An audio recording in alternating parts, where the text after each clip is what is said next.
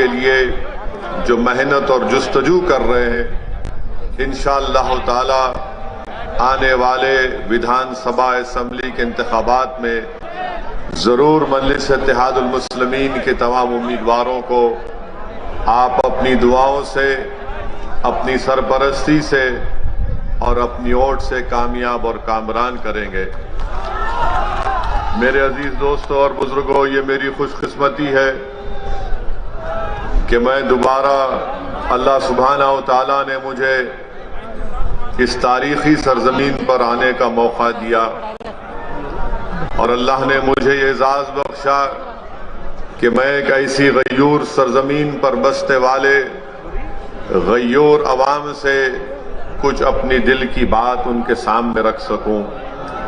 यकीनन ये तारीखी जगह है जहां से हमारे उलमाए कराम ने अंग्रेजों के खिलाफ ना सिर्फ जिहाद का फतवा दिया बल्कि इस मुल्क को 200 साल की अंग्रेजों की गुलामी से अगर छुड़ाने का किसी ने काम किया तो इसी सरजमीन पर बसने वाले वो मोअज़्ज़िज़ उलमाए कराम थे जिन्होंने इस मुल्क को अंग्रेजों की गुलामी से आज़ाद कराने के लिए एक बहुत बड़ा अहम रोल अदा किया। मैं अल्लाह से दुआ करता हूँ कि अल्लाह सुब्हानहू व तआला हमारे उन तमाम जय्यद उलमाए कराम को, उन मरूमीन को अल्लाह उनकी मग़फ़रत करे, अल्लाह उनकी खबर को कुशादा फरमा दे, अल्लाह उनके दर्जात को बुलंद फरमाए और अल्लाह सुब्हानहू व तआला हम तमाम को उनका नेक नेमुल बदल बनाए, क्योंकि आज हमारा वतन अजीज फिरका परस्ती की लहर में डूबा हुआ है। आज हमारा वतन अजीज नफरतों की फिजाओं में डूबा हुआ है। इसीलिए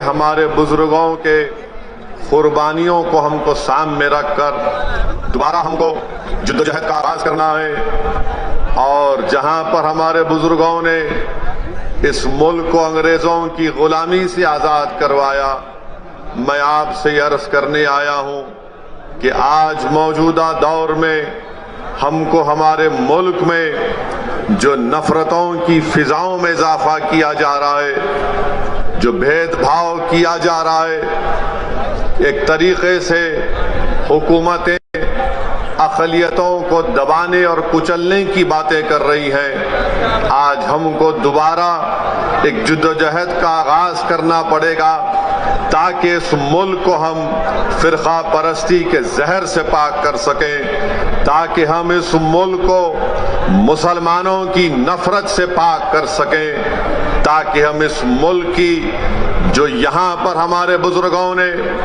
आज से 70, 75, 80 साल पहले हमारे बुजुर्गों ने नारा दिया था कंपोजिट कल्चर का, इंडियन नेशनलिज्म का, आज हमको इंडियन नेशनलिज्म को बहाल करना है। आज हमको और आपको मिलकर अगर हम खराजी अकीदत पेश करना चाहते हैं रेशमी रूमाल के तहरीक के बानियों को, तो अल्लाह अगर उनकी रूहों को जबान देगा तो रेशमी रूमाल तहरीक चलाने वाले बुजुर्गों की रूहें हमको आज पुकार पुकार कर कह रही है कि हमने अपना सब कुछ कुर्बान कर दिया। हमने माल्टा की जेलों में मुश्किलात और मसाइब और मुश्किलात का तूफान का सामना किया। आज वो हमसे पुकार रही है कि जो ताकतें आज इस मुल्क को इंडियन नेशनलिज्म के बजाय हिंदू नेशनलिज्म में डुबोना चाहती है, हमको इंडियन नेशनलिज्म को कामयाब करना है, हमको कंपोजिट कल्चर को बरकरार रखना है, क्योंकि यही हमारे बुजुर्गों ने पाकिस्तान की बनाने की मुखालिफत इंडियन नेशनलिज्म पर की थी, कंपोजिट कल्चर पर की थी। मेरे अजीज दोस्तों और बुजुर्गों, मेरी आपसे एक ही गुजारिश है कि हमको इंडियन नेशनलिज्म को कामयाब करना है। नरेंद्र मोदी हिंदू नेशनलिज्म की बात करते हैं, हम इंडियन नेशनलिज्म की बात करते हैं।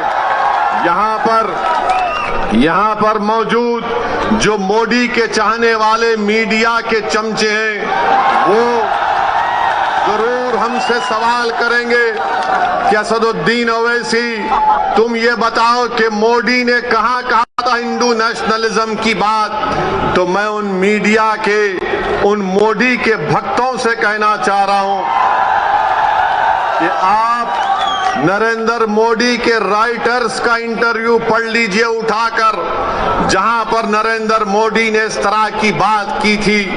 हम इंडियन नेशनलिज्म की बात कर रहे हैं, हम इस्लामिक या मुस्लिम नेशनलिज्म की ना कभी बात किए ना कभी करेंगे इंशाअल्लाह ताला। हम कॉम्पोजिट कल्चर की कामयाबी के लिए हमारे बुजुर्गों ने काम किया। ये और बात है कि कांग्रेस पार्टी हो, समाजवादी हो, बहुजन समाज पार्टी हो या पुरानी लोकदल हो, इन्होंने इंडियन नेशनलिज्म को खत्म करने की बात की। मगर आज असदुद्दीन ओवैसी मजलिस-ए-इत्तेहादुल मुस्लिमीन के इस प्लेटफॉर्म से खड़े होकर आप तमाम गयूर लोगों के सामने इस बात को दोहरा रहा है और आपके सामने अहद ले रहा है कि हम इंडियन नेशनलिज्म की बरकरारी के लिए काम करते आए हैं और इंशाअल्लाह ताला उसके ऊपर काम करते रहेंगे। मेरी आपसे एक ही गुजारिश है कि आप मजलिस-ए-इत्तेहादुल मुस्लिमीन का साथ दीजिए। ये सहारनपुर की एक तारीखी सरजमीन है, यहाँ पर चप्पे चप्पे पर हमारे बुजुर्गों की कुर्बानियों की निशानियां हैं। यहाँ पर हमारे बुजुर्गों की मेहनत और जुस्तजू और उनकी मेहनत का रंग आज अब हम देख रहे हैं। मेरे अजीज दोस्तों और बुजुर्गों, इस मुल्क में जो नफरत की फिजाओं में इजाफा कर रहा है, इस मुल्क में जो मुसलमानों से उनकी तबाही और बर्बादी की जो बातें की जा रही हैं, हमको जमहूरी तरीके से उसका मौसर जवाब देना है। मुझे अफसोस इस बात का होता है कि जो लोग आज मुझे फिरका परस्त कहते हैं, जो मेरी पार्टी को फिरका परस्ती का इल्जाम हम पर लगाते हैं, हम इनसे एक ही सवाल करना चाहते हैं। बताओ, उत्तराखंड के हरिद्वार में जो धर्म संसद के नाम पर जो मुसलमानों के खिलाफ बातें की गई, इस पर आप अपनी खामोशी कब तोड़ेंगे? उत्तराखंड में बीजेपी की सरकार है। बताओ अमित शाह, तुम निजाम की बात करते हो, उत्तराखंड में तो आपका निजाम है। आपके निजाम के तहत वहां पर धर्म संसद होता है। पूरी बीजेपी की सरपरस्ती में उत्तराखंड हरिद्वार में धर्म संसद होता है। नरेंद्र मोदी के आशीर्वाद से, अमित शाह की तारीख से और योगी की पूरी भरपूर हिमायत से उत्तराखंड में धर्म संसद में इस बात का ऐलान किया जाता है कि जिस तरह म्यांमार में रोहिंग्या मुसलमानों को उनको मुल्क से निकाल दिया गया, उसी तरह भारत के मुसलमानों का हशर करने की बातें की जाती हैं। कहा जाता है कि 20 लाख मुसलमानों का कत्ल कर दिया जाए, मगर आपको जानकर हैरत नहीं होगी, आपको ताज्जुब भी नहीं होगा कि जब मुसलमानों को कत्ल-ए-आम की दावत दी जाती है, मुसलमानों को बर्बाद करने की बातें की जाती हैं, तो किसी एक को भी उत्तराखंड की हुकूमत ऐसी बुज़दिल और मुखन्निस हुकूमत है कि इन धर्म संसद में इस तरह की नफरत की बातें करने वालों के खिलाफ एक को भी गिरफ्तार नहीं किया जाता। और जो जहर उगल रहे थे वो उल्टा पुलिस के पास जाकर कुरान करीम अल्लाह के कलाम के ताल्लुक से एफआईआर दर्ज करते हैं और मुस्कुराते हुए बात कर रहे हैं। ये भारत है जिसको आपको समझना है। ये वो भारत नहीं है जिसको हमारे बुजुर्गों ने अंग्रेजों से आजाद करवाया था। ये जो मौजूदा भारत है, ये वो भारत नहीं है जिसको सन 57 की जंग आजादी में हमारे बुजुर्गों ने अपने खून से सरजमीन को लाल किया था। अगर हमने इस मुल्क को आजाद किया, इसमें बढ़ चढ़ कर हिस्सा लिया, हमने काला पानी की सजा काटी, हमने थी, तो आज हमारे वतन में हमको धमकियां दी जाती हैं कि तुम्हारा कत्लेआम किया जाएगा, तुमको रोहिंग्या मुसलमानों की तरह तुम्हारा हाल कर दिया जाएगा। अरे कौन सी जमहूरियत की तुम बात कर रहे हो? कौन से संविधान की मोहब्बत में तुम काम कर रहे हो कि एक को भी गिरफ्तार नहीं करते, एक को भी गिरफ्तार नहीं करते?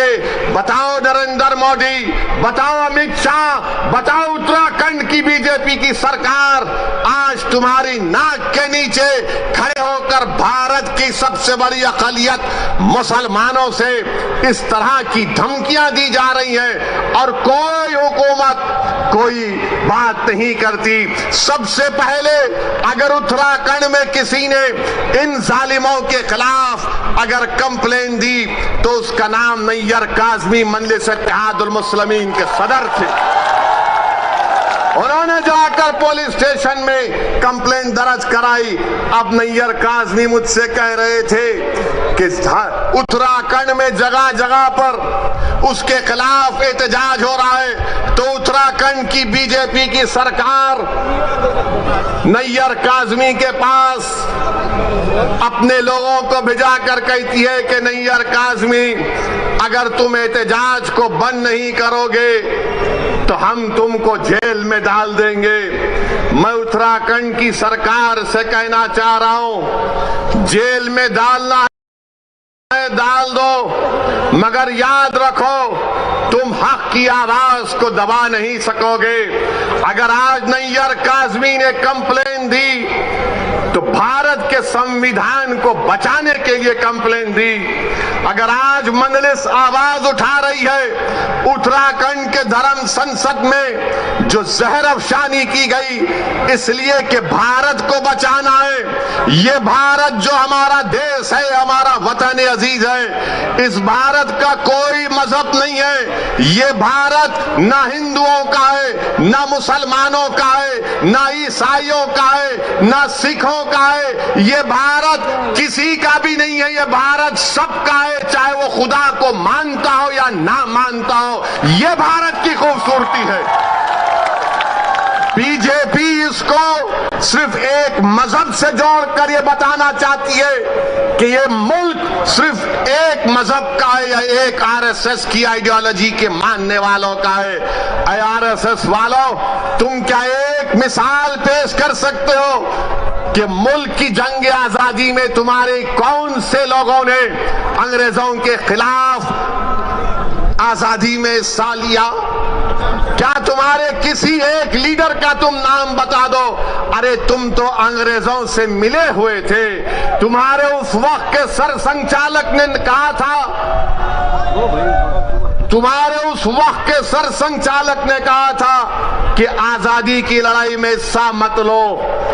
नाम लो मैं उनका। मेरे अजीज दोस्तों और बुजुर्गों, आज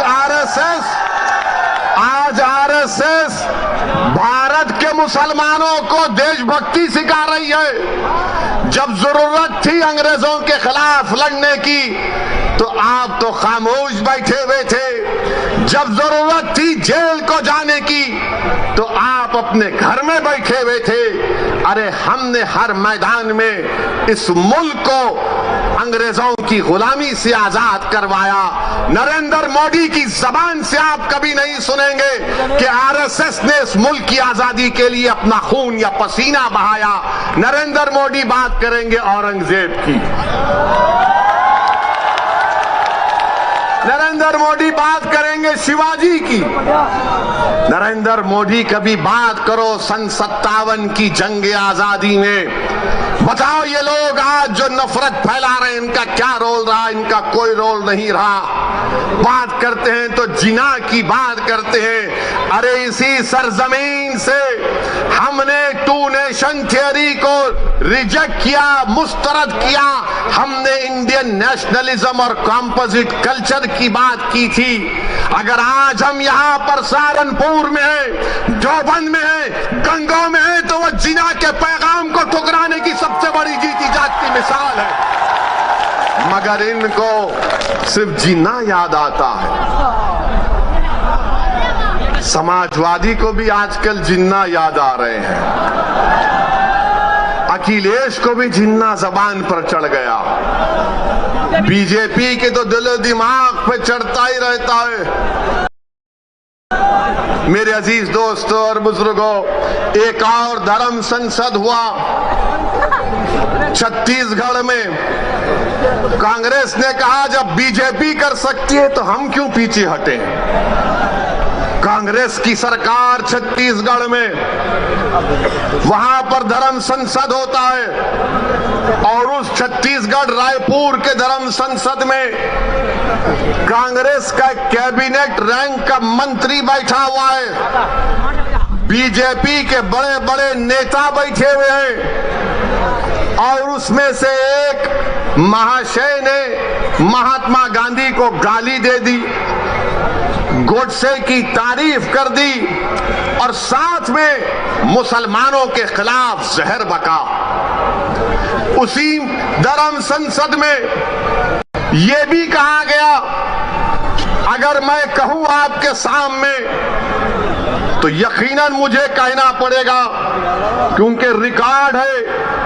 रिकॉर्ड में उस रायपुर के धर्म संसद में क्या क्या कहा गया, उसमें एक मोहतरमा भी थी, उनको मिसेस नहीं बोल सकते, उनको मोहतरमा कहना पड़ेगा। मैडम ने कहा, जोर नहीं दे रहे यार, मैडम ने कहा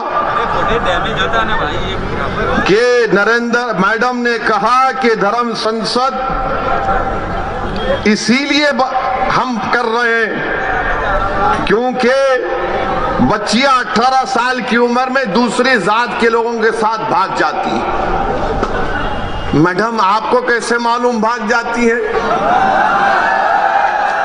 और फिर मैडम ने कहा कि धर्म संसद इसलिए कर रहे हैं, हमारे दलित भाइयों से कह रहा हूं, हमारे पिछड़े समाज के हमारे हिंदू भाइयों से कह रहा हूं, वो कह रही हैं कि इस मुल्क में रिजर्वेशन को खत्म कर देना चाहिए। ये मैडम ने कहा।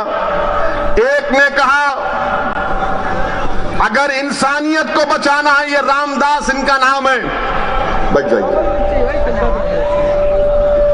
रामदास ने कहा कि अगर इंसानियत को बचाना है तो मुसलमानों को खत्म कर दो। अगर वो बात असदुद्दीन ओवैसी आज उसका 5% भी कहता तो जितने मंच पर लोग बैठे 2 घंटे में पूरे थानेदार हमको लेके चले जाते, अपना दामाद बना लेते जेल में। रामदास कह रहे हैं कि इंसानियत को बचाना है तो मुसलमानों को खत्म कर दो। और एक मोहतरम कह रहे हैं कि हमको हिंदू राष्ट्र बनाना है।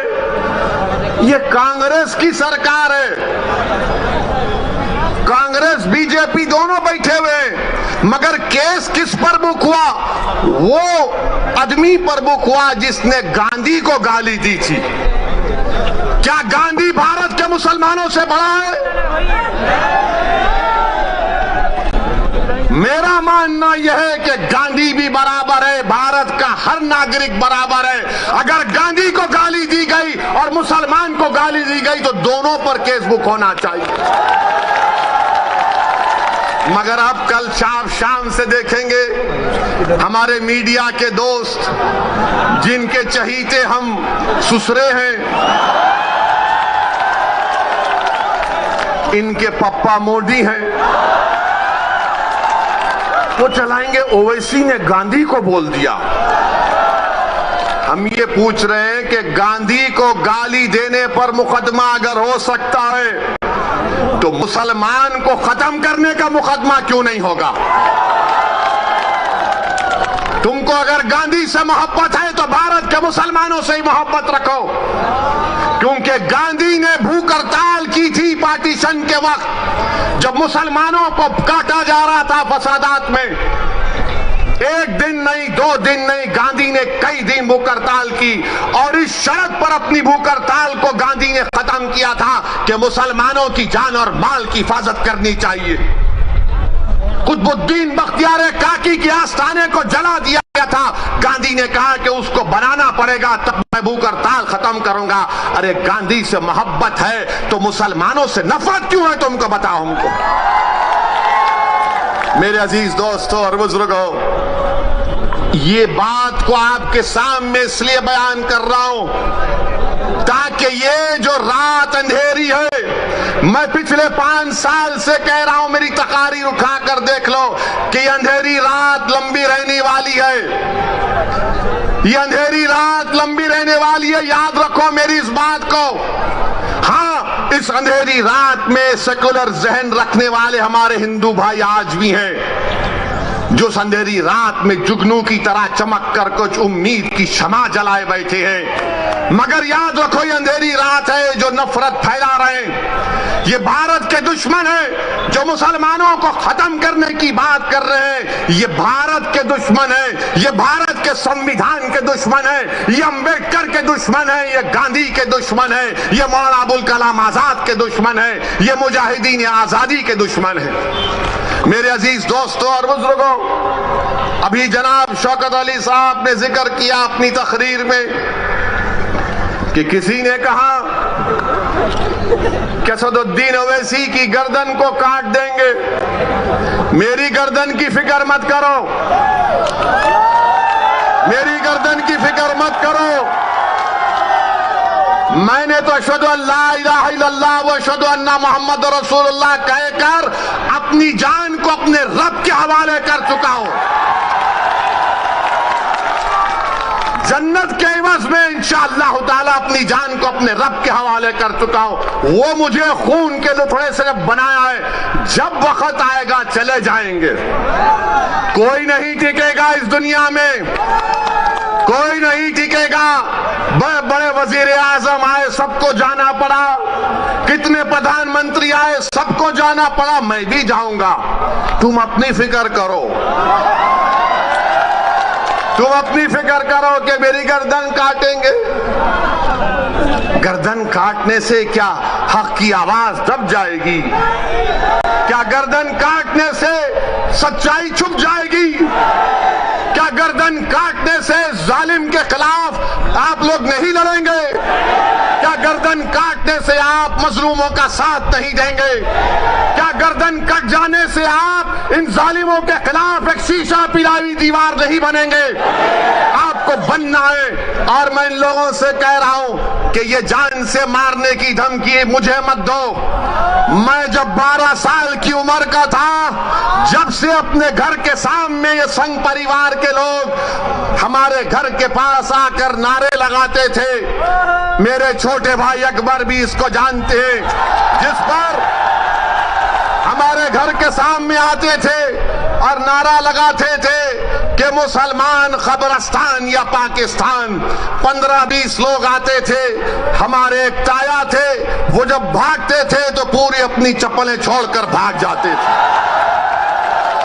मेरी गर्दन की अहमियत मत करो, भारत की फिक्र करो।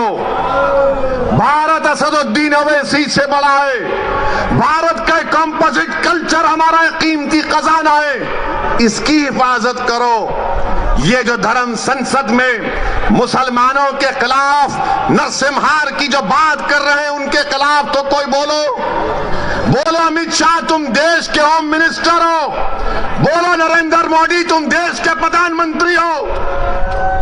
तुम क्या मुसलमानों के प्रधानमंत्री नहीं हो? बताओ नरेंद्र मोदी, बताओ अमित शाह, क्या तुम होम मिनिस्टर नहीं हो मुसलमानों के? बताओ कांग्रेसियों, क्या तुम मुसलमानों की हिफाजत का जिम्मा नहीं लिए संविधान के तहत? कोई नहीं बोलेगा। मगर जब इलेक्शन आएगा उत्तर प्रदेश का, तो एक मुसलमान से डर दिखाएगा, एक बीजेपी का डर दिखाकर मुसलमानों को बेवकूफ बनाकर और हासिल करेंगे। मेरे अजीज दोस्तों और बुजुर्गों, मेरी आपसे गुजारिश है कि आज मजलिस हिस्सेदारी की बात कर रही है। मजलिस उत्तर प्रदेश की सियासत में 19% मुसलमानों की हिस्सेदारी की बात कर रही है। अगर मैं हिस्सेदारी की बात कर रहा हूं तो Samajwadi party, BSP, Congress, BJP, RLD सबके पेट में दर्द शुरू हो जाता है। क्यों दर्द शुरू होता है? वो नहीं चाहते कि मुसलमान बराबरी पर आ जाए, वो ये चाहते हैं कि मुसलमान दरी बिछाता रहे, दरी बिछाता रहे, दरी बिछाता रहे। वो ये चाहते हैं कि मुसलमान दरी बिछाता रहे, उसको बेशर्म किया जाए, मगर उसके मुकद्दर में दरी बिछाना है। मैं तुमसे कह रहा हूं कि दरी अब तुम नहीं बिछाओगे, तुम कुर्सी पर बैठोगे और राज भी करोगे इंशाअल्लाह ताला। तुम अपने मुकद्दर के फैसले आप कर सकते हैं। बरसों आपने समझा कि नहीं कांग्रेस का साथ देंगे, कांग्रेस हमारे मुकद्दर के अच्छे फैसले करेगी। कांग्रेस ने क्या दिया हमको? शहादत बाबरी मस्जिद, हाशिमपुरा, मलियाना दिया। तो कभी हमने समाजवादी का साथ दिया, कहा कि मौलाना मुलायम है, मगर मौलाना तो नहीं निकले, अपने यादव परिवार को आगे बढ़ा दिया। तो कभी आपने कहा कि चलो इनके बेटे का साथ देते हैं, तो हमको क्या मिला? मुजफ्फरनगर मिला। फिर आपने बीएसपी का साथ दिया, कौन सा हिस्सा मिला आपको? कौन सा हिस्सा मिला आपको? सबसे ज्यादा जेल में आज उत्तर प्रदेश में अगर अंडर ट्रायल कोई है तो मुसलमान है 28%। सबसे ज्यादा कम ग्रेजुएट है तो मुसलमान है 2%। सबसे ज्यादा प्राइमरी स्कूल में कम पढ़ने वाले बच्चे हैं तो मुसलमान है। बताओ ये कब खत्म होगा? यही चीजें जब हम पढ़ते हैं तो मेरी जबान में तेजाबगी पैदा हो जाती है। मेरे अजीज दोस्तों और बुजुर्गों, याद रखो मेरी इस बात को, कामयाबी लिखना ये अल्लाह का काम है, तुम्हारे हाथ में नहीं। अल्लाह अगर कामयाब करना चाहा तो अल्लाह आपके दिलों में मोहब्बत को डालेगा। मगर मेरी इस बात को याद रख लो, अगर नाइंसाफी का आप खात्मा करना चाहते हैं, मैं सहारनपुर की इस मुबारक और तारीखी सरजमीन में खड़े होकर आपसे हाथ जोड़कर अपील कर रहा हूं कि तुमने 60 साल कांग्रेस का, आरएलडी का, समाजवादी का, बीएसपी का साथ दिया। एक मर्तबा अपनी क़यादत को बनाओ, अपनी पार्टी को मजबूत करो, अपनी नेता को बनाओ जो तुम्हारे इशारे पर उठेगा, जिसकी दिलों में तुम्हारी मोहब्बत होगी, जिसकी जबान पर सपा, बीएसपी, कांग्रेस का डर नहीं होगा, उसकी जबान पर तुम्हारे इंसाफ के मुतालबे रहेंगे।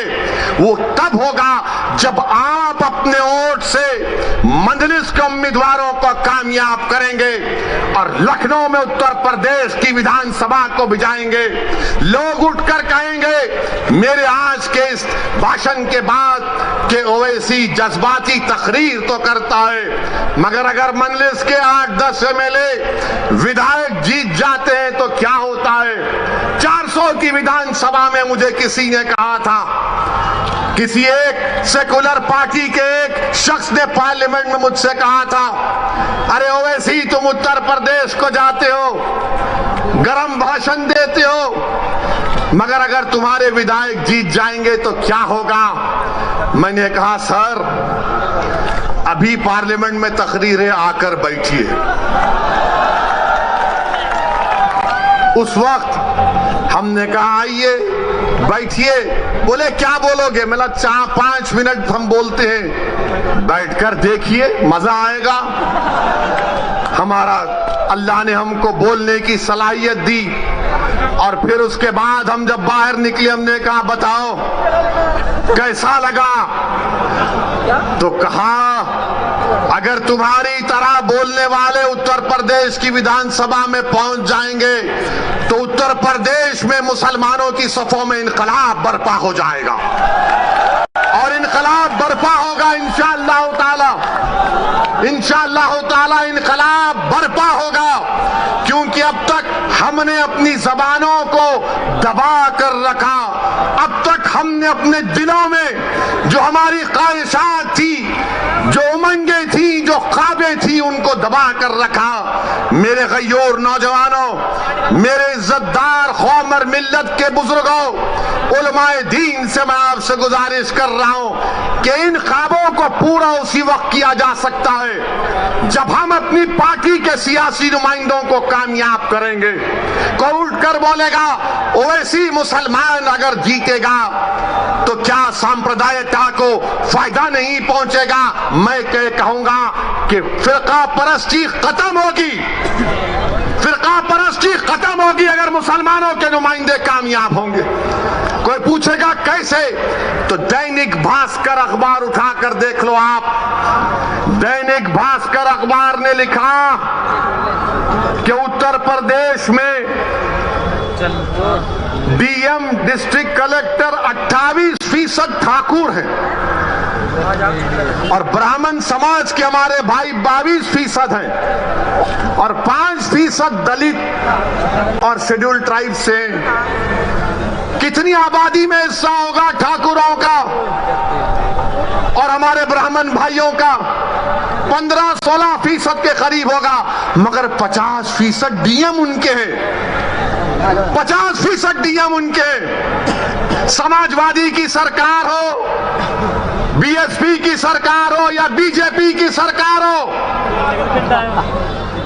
ठाकुर और ब्राह्मण विधानसभा में 25 से 27% नजर आएंगे और 19% मुसलमानों की हिस्सेदारी की मैं बात कर रहा हूं। नहीं, सांप्रदायिकता को फायदा मिलेगा, फिरका परस्ती बढ़ेगी।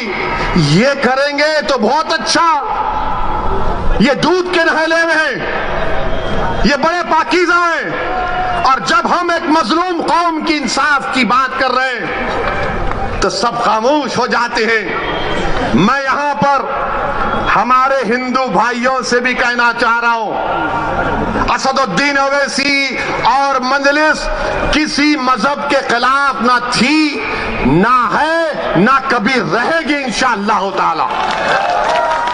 मैं यहां पर हमारे पिछड़े वर्ग के खास तौर से हिंदू भाइयों से कहना चाह रहा हूं, हमारे पिछड़े वर्ग के हिंदू भाइयों से कहना चाह रहा हूं, मेरी बात को आप याद रखो। आपको ठगा गया हिंदू एकता के नाम पर। पिछड़े वर्ग के हिंदू भाइयों से कहना चाह रहा हूं, मेरी बहनों से कहना चाह रहा हूं, आपको ठगा गया हिंदू एकता के नाम पर और आपको क्या मिला? ठाकुरवाद आपको मिला, आपको ठाकुरवाद मिला। जिस तरह उत्तर प्रदेश के मुसलमानों को सेकुलरिज्म के नाम पर, समाजवादी के नाम पर वोट लिया गया, तो हमको क्या मिला? हमको यादववाद मिला, आपको ठाकुरवाद मिला। आओ मेरे पिछड़े वर्ग के हिंदू भाइयों, मैं तुम्हारे साथ काम करने के लिए तैयार हूं, मैं तुम्हारे साथ ठहर कर तुम्हारी लड़ाई लड़ने के लिए तैयार हूं। मैं हमारे दलित भाइयों से कह रहा हूं, मैं हमारे दलित भाइयों से कह रहा हूं, अगर आपको यह शिकायत है कि बीएसपी आपकी बात नहीं कर रही है तो असदुद्दीन ओवैसी तुम्हारी बात करने तैयार है, तुम्हारे खिलाफ इंसाफ का मुतालबा करने के लिए तैयार है। और मेरे अजीज दोस्तों और बुजुर्गों, आप यहीं पर फिर ये लोग आके बोलते ओवैसी की तकरीर से हिंदू और मुसलमानों में नफरत की दीवार बढ़ गई। कौन सी मेरा जुमला है तकरीर का, निकाल के बताओ। कानपुर की मेरी एक तकरीर को 45 मिनट की तकरीर में 45 सेकंड निकाले ये आरएसएस के जाहिल लोग। बिल्कुल थम्स अप है। इनको सिर्फ 90 साल तक चड्डी पहन के लट फिराए थे, तो अचानक ख्याल आया यार 90 साल उम्र हो गई, पैंट तो पहन ले। तो पैंट पहना, तो क्या हमने क्या कहा था कानपुर में? एक 80 साल के मुसलमान को वहां की मुकामी पुलिस ने, और देने वाला एक दलित पुलिस का ऑफिसर था जिसने कागज पर लिखकर कहा कि बोलो वैसी तुम्हारे समाज से इस तरह का सलूक किया गया था। मैं अपने उस दलित ऑफिसर को सलाम करता हूं। उसने कहा कि 80 साल के एक मुसलमान की पुलिस ने दाढ़ी लोची, उसको पीटा और उस पर पेशाब किया, तो मैं बोला उसके खिलाफ। तो आरएसएस ने यह कह दिया कि ओवैसी ने हिंदुओं के खिलाफ कहा। मगर जब हमने पूरा 2 मिनट का वीडियो डाला तो पूरे अपने बगलों में अपने चप्पल को रखकर भागना शुरू कर दिया। और अभी हम सुने कि बड़ा विकास उत्तर प्रदेश में हुआ। बाबा थकते नहीं हैं, मोदी थकते नहीं हैं, अमित शाह थकते नहीं हैं। हम बाबा से, योगी से, मोदी से पूछना चाहते हैं, 29 दिसंबर को सहारनपुर में आंख के कैटरैक्ट का ऑपरेशन हुआ था, जिसमें से 27 लोगों की बीनाई चले गई। बताओ योगी आदित्यनाथ, ये आपकी सरकार में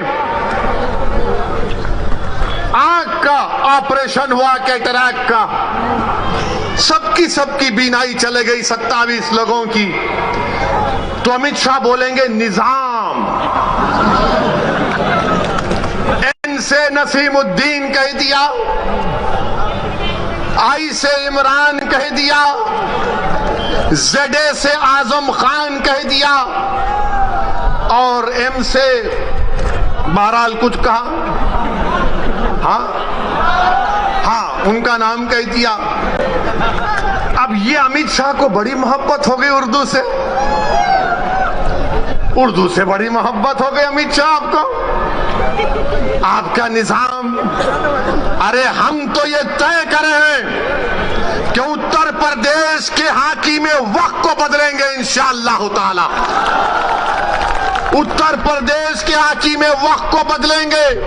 और नरेंद्र मोदी, हम आपसे कह रहे हैं कि नरेंद्र मोदी के 3 यार हैं। नरेंद्र मोदी के 3 यार हैं। हमारे साथ बोलिए, एक ड्रामा, दूसरा फसाद, तीसरा अत्याचार। नरेंद्र मोदी के 3 यार, ड्रामा, फसाद, अत्याचार। अब अमित शाह का जवाब देना है। हम किसी का कर्जा बाकी नहीं रखते। अब नसीमुद्दीन का नाम लिए, कांग्रेस पार्टी तो नहीं बोलेगी। बोलेंगे नसीम का नाम लेंगे तो हमारे वोट नहीं मिलेंगे। कांग्रेस इमरान का नाम नहीं लेगी, बोलेंगे हमारा क्या होगा। समाजवादी आजम का नाम नहीं लेगी। मगर हम योगी और अमित शाह से कहना चाह रहे हैं, उत्तर प्रदेश में अगर योगी राज है, योगी राज है ना, तो राज अंग्रेजी में आता है RAJ, होता है ना, RAJ। तो R से क्या आता है? रिश्वत। A से क्या आता है? अपराध या फिर आतंक। और J से क्या आता है? जातिवाद। अमित शाह आपका कर्जा अदा हो गया। योगी राज में R से रिश्वत, A से अपराध, J से जातिवाद। अब बताओ, अब आप दूसरा बोलो, फिर इसका जवाब मिलेगा। समाजवादी के अखिलेश नहीं बोलेंगे। अखिलेश बोलेंगे हमने रोड बनाए। कुछ हुआ तो अखिलेश बोलेंगे मैं तो उसका उद्घाटन कर चुका था। कोई जवाब नहीं देंगे भैया। यकीनन अखिलेश ने उद्घाटन किया, तुमने मुजफ्फरनगर का किया और योगी की सरकार ने एनकाउंटर पर उसका खात्मा किया। तुमने किया था ये सब। तुमने जो कुछ शुरू किया उसको बीजेपी ने मुकम्मल किया। आज मेरे अजीज दोस्तों और बुजुर्गों, यही बात हम आपसे कहने आए हैं कि आज ये बेहद विधानसभा में पीने के पानी की किल्लत है, बहुत पानी की पीने की किल्लत है। सहारनपुर कमिश्नरेट है, बस डिपो नहीं है, नालियों की सफाई नहीं होती, बरसात में पानी आ जाता है, मगर बाबा विकास की बात करते हैं, बाबा विकास की बात करते हैं। मेरे अजीज दोस्तों और बुजुर्गों, हम आपसे यही अपील करने आए हैं कि आने वाले विधानसभा और असेंबली के इंतखाबात में मजलिस का साथ दीजिए।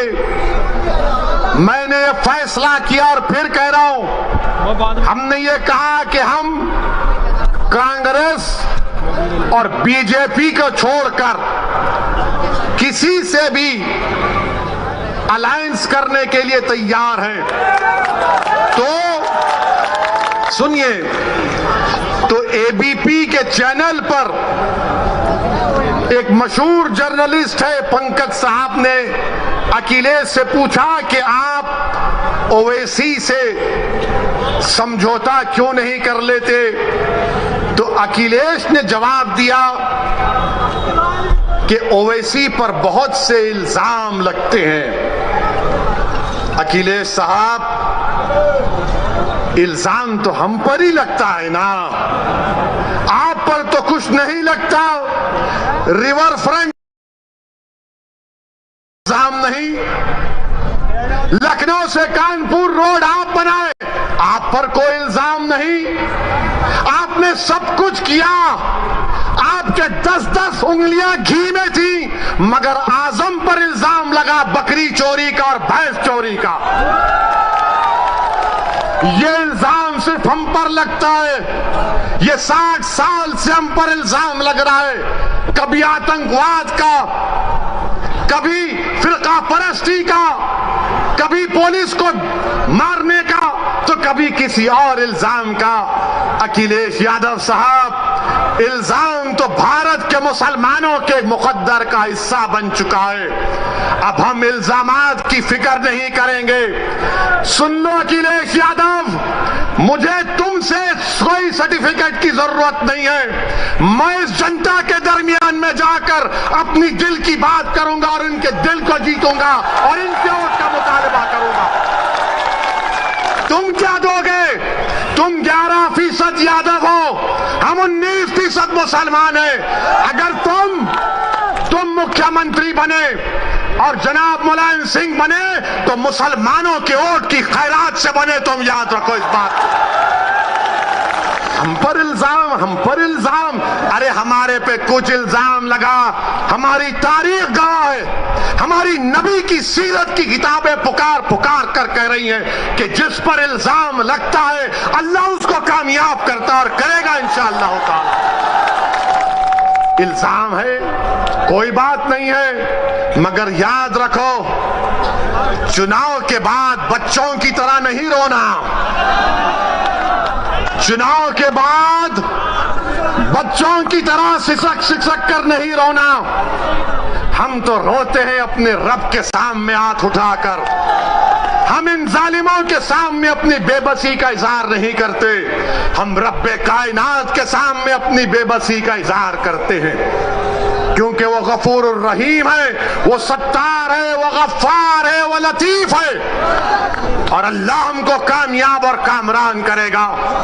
मेरे बस में इतना है, शौकत के बस में इतना है, महताब और हमारे अंबेडकर साहब की ताकत में बस इतना है कि हम आपके पास जाकर अपनी बात को पूरी इखलास के साथ रख रहे हैं। दिलों में मोहब्बत डालने वाले का काम तो अल्लाह का है, दिलों को मोड़ने का काम तो अल्लाह का है। मैं तो बार बार कह रहा हूं कि अपने दिल पर हाथ रखकर मैंने आज आधे घंटे 40 मिनट में जो कुछ कहा, सोचो आप अपने घर को जाओ, रात के अंधेरे में अगर तुम उठते हो तो सोचो इस बात को, कब तक हम सिस्कियां लेकर, कब तक हम इस गैर यकीनी कैफियत में अपनी जिंदगी को गुजारेंगे। भारत की जमहूरियत, अंबेडकर का बना हुआ संविधान हमको इस बात की इजाजत देता है कि हम सियासत में अपने नेता को अपनी हिस्सेदारी की बात करें, हिस्सेदारी के हिस्सा लें और अपनी क़यादत को, सियासी लीडरशिप को बनाएं। इससे भारत मजबूत होगा, इससे भारत का संविधान मजबूत होगा। यही चंद गुजारिशात मैं आज तक कहने के लिए आया हूं आपसे।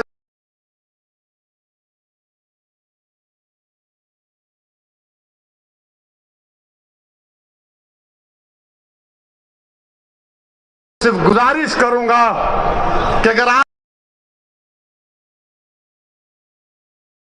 मेरी जबान में इन आने वाले बच्चों से ना कह दे जो कल बूढ़े हो जाएंगे कि तुमको तुम्हारा हिस्सा नहीं मिला। हिस्सा उसी वक्त मिलेगा जब आप उठ खड़े होंगे, सियासी क़यादत बनाएंगे, अपने वोट से अपनी पार्टी को कामयाब करेंगे। जिस तरह ठाकुरों ने योगी को मान लिया,